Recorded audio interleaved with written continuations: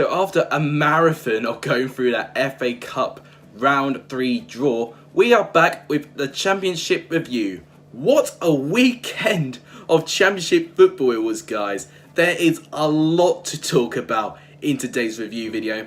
But I want to firstly say sorry. It's clear that my score predictions did not strike a chord to the crowd compared to my previous one. But if you do enjoy my company and my content and you would like to see more from me, it would be amazing if you smashed that like button and shared the channel to any other Championship football fans. That would be fantastic. And to subscribe if you haven't already done so. All of that would be tremendously appreciated. It will touch my heart.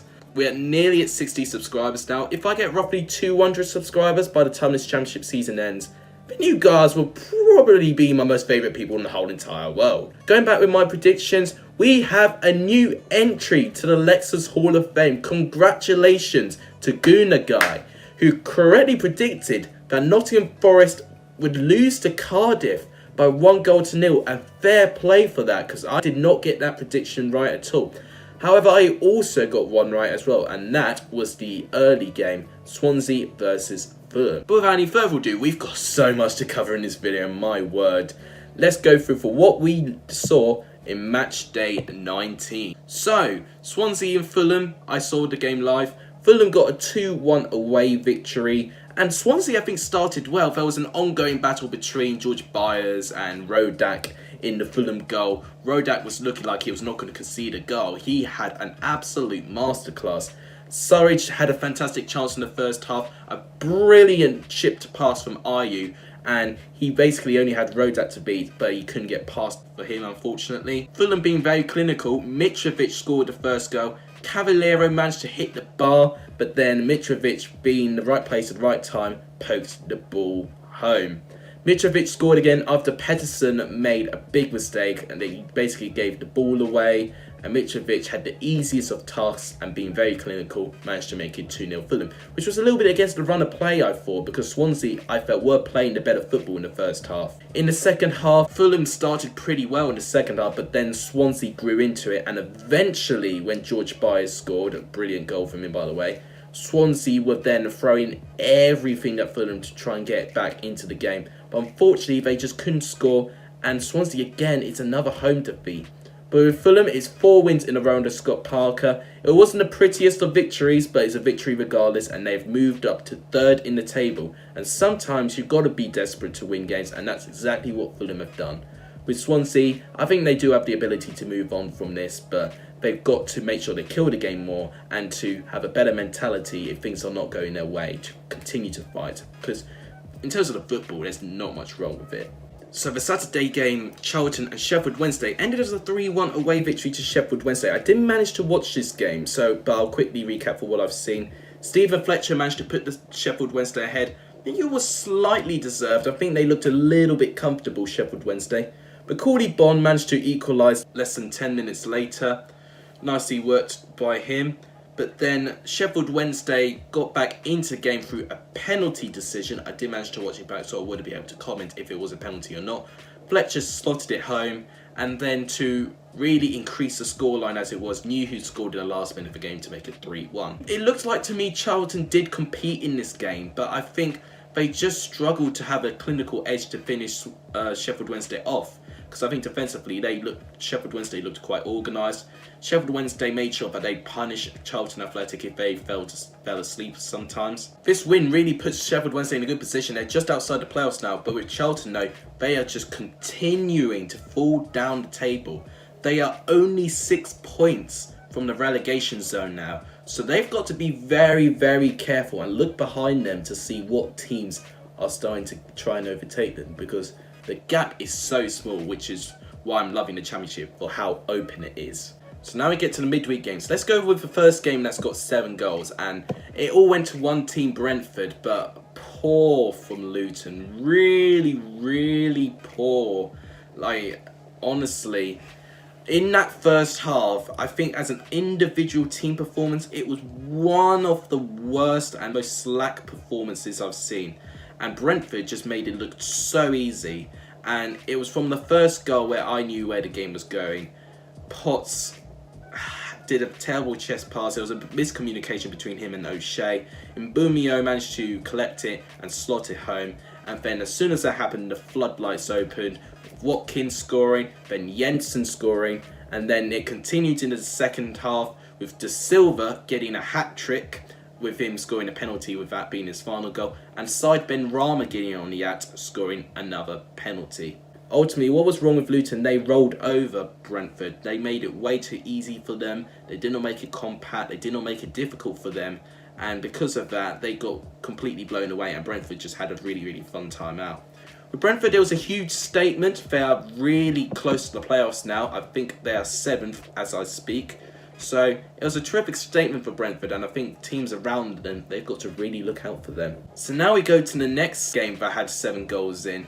That one not to one side, to be fair, but it was Bristol City that got the better of it with a 5-2 home victory. Just a terrific response from their poor display against West Brom, especially from the first half. Not necessarily second. The scoreline was not very flattering for them. So to go through all the scoring, Josh Brownhill scored first, and then it was Terence Kongolo managing to score an own goal. Huddersfield got back into it with Colin Grant, who they basically weren't in the game, but it made it more interesting, and that was my actual score prediction. But then Eliasson, with a fantastic performance overall, scored a goal to make it 3-1. Williams then made it 4-1, and I thought there was going to be no way back for Huddersfield. And it continued in the second half with Vyman then scoring to make it 5-1. And Bakuna made the scoreline and added a consolation with making it 5-2. A really, really end-to-end affair, I think. I think with Huddersfield, they did try, but Bristol City were more clinical, which is the overall difference. And they had a very strong first half performance. Huddersfield struggled to get going in the first half. I think if Huddersfield had a stronger first half, they could have competed with Bristol City, but yes, 5-2. You don't see fantastic responses like this from a side that was beaten 4-1 in midweek. So now we get to Derby County and Crystal Palace Rangers. This ended as a 1-1 draw. What a goal by Martin Waghorn, by the way. A terrific free kick from him. And I thought Derby looked quite comfortable, actually. And I thought that Derby were going to hold on. But then Derby conceded a penalty in the last minute of the first half. Eberici Eze stepping up and scoring it. Been disappointing for Derby's perspective with how much they did control the first half. Crystal Rangers, they'll be glad they didn't concede as much, and they'll also be glad that they've got an away point as well, because Crystal Rangers weren't in a good run of form. They're still winless in quite some time now, but a point to a point regardless doesn't really do both teams any favours. And when will I ever see the day of Leeds scoring 4 goals? It is now. Leeds 4, Middlesbrough 0. Jonathan Woodgate going against his former club that he actually played for as a player, and he did not get a welcome return at all. Patrick Bamford put Leeds ahead 3 minutes in the game. If Bamford's scoring that quickly, you know that there's probably going to be, the floodgates are going to be opening soon. And Matthias Klick managed to score in the final minute of the first half to make it 2-0 at half time. Helder Costa then managed to score the third one, brilliant goal from him, and then Klick got his second. Middlesbrough only had 1 shot on target and didn't have a shot on target till very, very late on, which was a really, really disappointing on my part. But at least this puts them on the top of the table momentarily. We will find out for what happens with West Brom. Preston would need to beat West Brom to keep Leeds on top. It's a really, really good win. Very promising signs of form for Leeds. And finally, after 18 games, 18 score predictions and episodes later, Barnsley get a home win against Hull City. They still haven't won away from home, but they've got their second win of the season. Moat put them ahead, and then Bar put them 2-0 up, and I thought then, yes, Barnsley have done it. But then Lewis Potter managed to make it 2-1, and I thought, oh no, if they're going to throw this away again, it'll be 2-2. But Connor Chaplin made sure they won very convincingly, scoring in the final minute of the game in the 95th minute to make it 3-1. With Hull, you just don't know what you're going to get. They could beat Preston, but then they could lose to Barnsley. And it's so frustrating. With Hull, they're one of the best counter-attacking sides, I think, in the whole championship. With Barnsley, they showed their promise, and with the potential and how unlucky they were in certain games, they've shown that they can blow teams away. They've just got to show this same desire and mentality when they play against more teams later on, because 2 wins is not great so far out of 19 games. However, having said that, they are only 5 points out from safety, so it's not impossible for Barnsley to potentially make a really good great escape, but we're going to have to wait and see if Barnsley could continue this great form. And then to potentially one for shocks of the weekend, Cardiff getting a away victory against Nottingham Forest. Cardiff went ahead with Nathaniel Mendes-Lang, who's now scored in 2 games in a row now. Unbelievable from him. He had a very quiet start, but now he's looked like he's got his scoring boots on. Nottingham Forest had the majority of the ball and actually played, I think, the better football. But they were just so bad going forward. They really were. Like, more than I've ever seen them. Like, I was thinking, where was that quality? That cheekiness, that confidence against Queen's Park Rangers? That was almost non-existent at this game against Cardiff. Cardiff were just completely shutting them down. They played their game plan and they got rewarded for it. For Nottingham Forest, they still remain in the playoffs though, although you could say it may have been an opportunity missed. They could have gone up to 3rd if they won this weekend, but they didn't in the end, so they remain 4th. They've got to be careful because Bristol City are right behind them on points, and of course if Preston beat West Brom, they will now overtake Forest, so they probably should have tried and win this game to try and make up some ground for the playoffs. However, having said that, I think Nottingham Forest, this is not the end for the world for them. With Cardiff, it's a fantastic win for them. And now they're in the top 10, which we have not seen Cardiff be a lot of the season. I think this is actually the first time Cardiff been in the top 10 so far this season. A really, really promising form. They're only 1 point behind Sheff Wednesday, actually. And they are only 3 points from the playoffs. Crazier things have happened, let's tell you that. And now we have Blackburn picking up an away victory against Stoke. Bradley Dack putting the side ahead. Stoke then equalised in the 80th minute with Evans gaining an own goal, but Sam Gallagher managed to make sure that his side won by 2-1. As a game overall, I think Stoke played majority of the better stuff, but in terms of Blackburn, I think they seemed really confident. They didn't really undermine Stoke, which I think was ultimately the difference. I think Stoke were a little bit more confident. Right now, they are 3 points from safety, Stoke, so they've got to be very, very careful that they don't get left behind. However, with Blackburn, I think this win could be really important, and they're only 1 point behind Cardiff, and they are only 4 points from the top 6. It's so open this season. Any team with good runs of form could sneak into the playoffs. You just can't call this season so far. I'm going to have a nightmare doing my mid-season predictions, let me tell you. And then we have Birmingham City drawing with Millwall. Sean Williams managed to get Millwall ahead, but then Clark Salter managed to make Birmingham get a point at St Andrews.